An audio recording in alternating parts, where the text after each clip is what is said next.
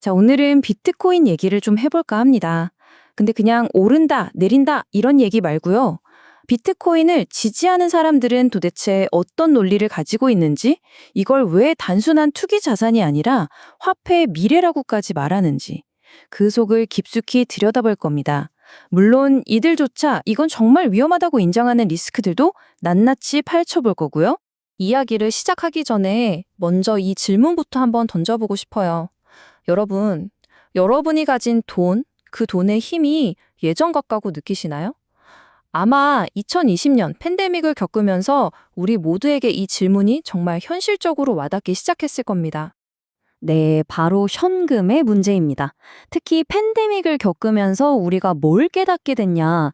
이 시기가 우리 경제 시스템이 얼마나 취약한지를 그냥 그대로 보여줬다는 거죠.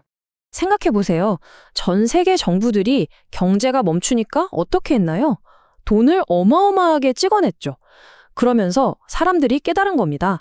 아, 내가 은행에 넣어둔 이 현금이 가만히 둬도 안전한 게 아니구나.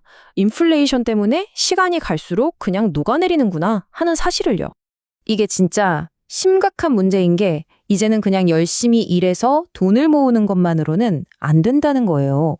개인도 그렇고 회사도 그렇고 저축만 해서는 자산 가치가 떨어지니까 어쩔 수 없이 더 위험한 주식이나 다른 자산에 투자해야만 하는 그런 세상이 된 거죠. 살아남기 위한 레버리지 게임이 시작된 겁니다. 자, 바로 이런 상황에서 사람들이 대안을 찾기 시작한 겁니다. 어디 썩지 않는 가치가 보존되는 자산 없을까 하고요. 바로 그때 디지털 희소성이라는 정말 급진적인 아이디어를 들고 비트코인이 등장한 겁니다. 근데 이게 말이 쉽지? 사실 말이 안 되는 거였어요. 비트코인 이전까지는요. 왜냐하면 디지털 세상의 모든 건 뭐죠? 복사, 붙여넣기가 되잖아요. 사진 파일, 음악 파일, 문서 파일, 그냥 드래그 한 번이면 똑같은 게 수백, 수천 개가 생기는데 이걸 어떻게 본으로 만들겠어요? 그야말로 최악의 조건이죠. 바로 이 지점에서 비트코인이 엄청난 혁신을 이뤄낸 겁니다. 복제가 불가능한, 절대로 복제할 수 없는 디지털 파일을 만들어낸 거죠. 디지털 세상에서 희소성이라는 개념을 처음으로 실현시킨 거예요. 그럼 이걸 어떻게 가능하게 했냐? 바로 작업 증명이라는 방식 덕분입니다. 아주 쉽게 말하면 컴퓨터한테 엄청나게 어려운 수학 문제를 풀게 시키는 거예요. 이 문제를 풀려면 진짜 전기 에너지를 써서 일을 해야만 하거든요. 그렇게 힘들게 얻어낸 결과물이기 때문에 위조가 불가능하고 누구나 그게 진짜라는 걸 검증할 수 있게 되는 거죠. 그러니까 사토시 나카모토가 무슨 마법 같은 신기술 하나를 뚝딱 발명한 게 아니에요. 이미 있던 기술들, 그러니까 이 작업 증명, P2P 네트워크, 암호학 이런 것들을 정말 천재적으로 조합해서 은행 같은 중앙기관 없이도 작동하는 역사상 최초의 탈중앙화된 디지털 화폐를 만들어낸 겁니다. 자, 여기서 이제 아주 흥미로운 지점으로 넘어갑니다. 많은 사람들이 그러잖아요. 아니, 비트코인은 가격이 너무 널뛰는데 어떻게 돈이 될 수 있어? 이 비판에 대해 지지자들은 뭐라고 답할까요? 그들의 주장은 이겁니다. 화폐는 원래 단계를 밟아서 진화하는 거다. 처음부터 우리가 쓰는 돈처럼 완벽한 모습으로 나타나는 게 아니라는 거죠. 처음엔 그냥 희귀해서 모으는 수집품이었다가 사람들이 이걸로 가치를 저장하기 시작하면서 가치 저장 수단이 되고 그 다음에야 널리 쓰이는 교환의 매개가 되고 마지막으로 물건값의 기준인 가치의 척도가 된다는 거예요. 바로 이 관점에서 보면 비트코인은 지금 어디쯤 와 있을까요?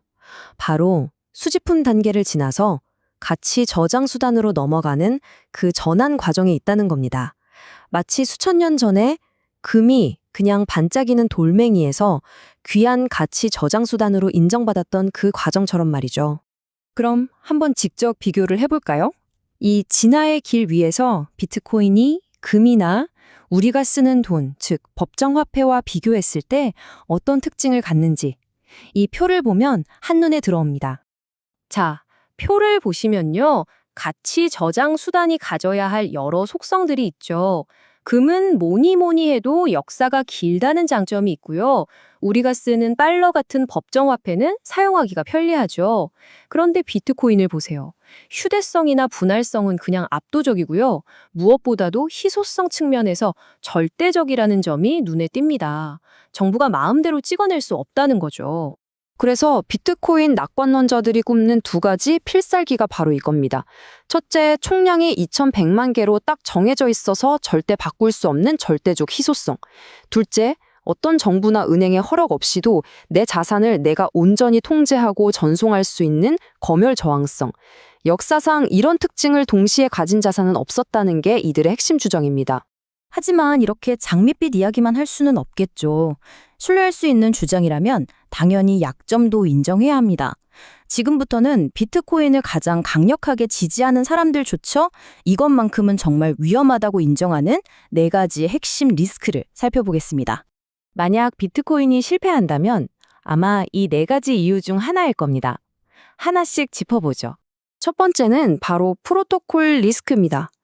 쉽게 말해서 비트코인을 움직이는 소프트웨어, 그 코드 자체에 문제가 생길 수 있다는 겁니다. 아무리 잘 만들어진 코드라도 완벽할 순 없겠죠. 나중에라도 누구도 발견하지 못했던 치명적인 버그가 튀어나올 수도 있고요. 아니면 지금은 상상 속의 기술인 양자 컴퓨터 같은 게 등장해서 지금의 암호 체계를 그냥 무력화시켜버릴 수도 있다는 그런 기술적인 위험이 항상 존재합니다. 두 번째 리스크. 아마 많은 분들이 가장 현실적인 위협이라고 생각하실 텐데요. 바로 국가의 공격입니다. 물론 전 세계 컴퓨터에 흩어져 있는 비트코인 네트워크 자체를 셧다운시키는 건 거의 불가능에 가깝습니다. 하지만 각국 정부들이 마음먹고 힘을 합쳐서 거래소들을 다 막아버린다면 어떨까요? 즉 비트코인을 현금으로 바꾸거나 현금으로 비트코인을 사는 길목을 완전히 차단해버리면 사실상 쓸모없게 만들어버릴 수도 있는 거죠. 세 번째는 좀 역설적인 리스크인데요. 바로 채굴의 중앙화입니다. 비트코인 네트워크의 보안을 지켜주는 채굴자들이 오히려 그 네트워크를 위협하는 존재가 될 수 있다는 거죠. 만약에 극소수의 거대 채굴 회사나 아니면 특정 국가가 전 세계 채굴 능력의 절반 이상을 장악하게 된다면 어떻게 될까요? 이들이 마음만 먹으면 특정 거래를 아예 막아버리거나 심지어는 거래 내역을 뒤바꾸는 공격도 이론적으로 가능해집니다. 네트워크의 근간이 흔들릴 수 있는 거죠. 그리고 마지막 4번째 리스크입니다. 이건 비트코인이 점점 더 주류 금융 시스템으로 들어오면서 생기는 위험인데요. 바로 수탁 및 금융화의 문제입니다. 무슨 말이냐면요. ETF처럼 비트코인을 더 쉽게 사고팔 수 있게 해주는 금융상품들이 많아질수록 결국 소수의 거대한 기관들이 엄청난 양의 비트코인을 보관하게 되겠죠. 그럼 그 기관들이 해킹당하거나 파산하면 어떻게 될까요? 또 비트코인을 담보로 대출을 해주는 상품이 많아지면 시장이 폭락할 때 연쇄적인 청산 사태가 벌어질 수도 있고요.